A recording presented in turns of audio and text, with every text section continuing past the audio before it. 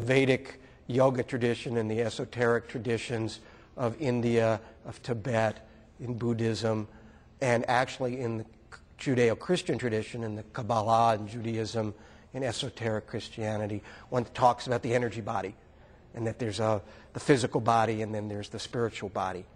And I believe that just as we look at the media outside ourselves, radio, television, the internet, other technologies, that we also have inner media, how we communicate sort of heart to heart or soul to soul. Television, for example, is a great reflection of the work of the heart.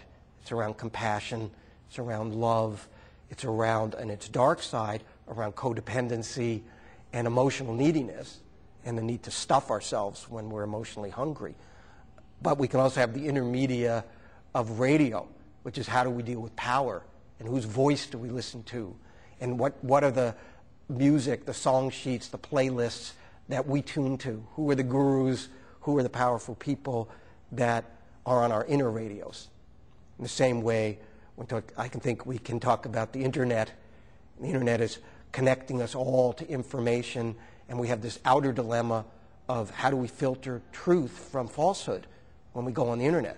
Proxy, alias, firewalls, viruses, spam, all of the crisis of the internet is also reflected as an inner struggle in our own communication, in our ways that we express ourselves. It forces us to be in truth because we now have an outer media that says eventually the truth will be seen because the internet will find it out.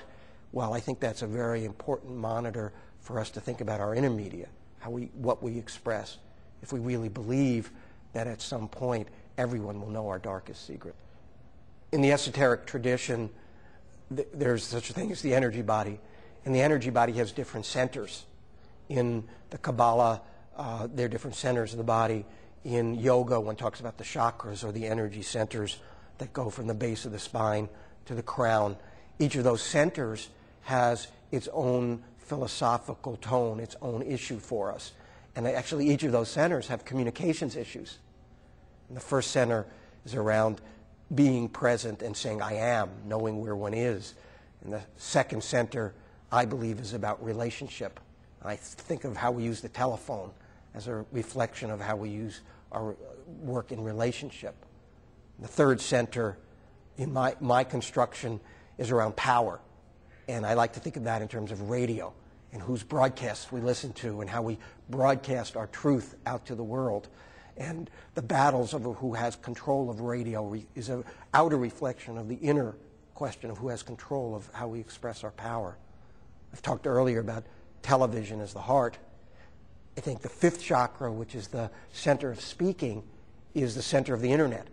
And all of the challenges of speaking truth and how do we discern what truth to take in when everyone has a voice is the dilemma of the internet. Millions of voices out there. How do we sift through it to know what's true and false? That is also a reflection of our own speaking. How do we know when we're speaking the truth? Can we stand in integrity? And there are other centers as well. The third eye, which is in mystical tradition, tells us that we can look beyond surface reality. I like to think of that in relation to DVDs and digital media, where we're learning that everything that we create in digital format is digitally manipulated and compressed. And what a wonderful metaphor for thinking about how we realize that all reality around us is really a digital representation. And much of brain science tells us that as well.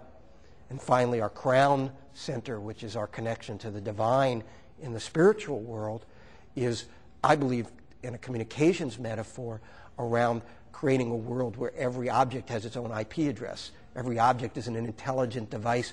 Every object communicates with every other object.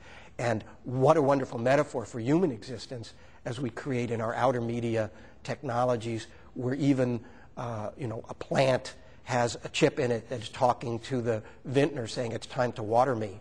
And the refrigerator has a chip in it that's talking to the milk that's saying it's time to change me because I'm getting sour.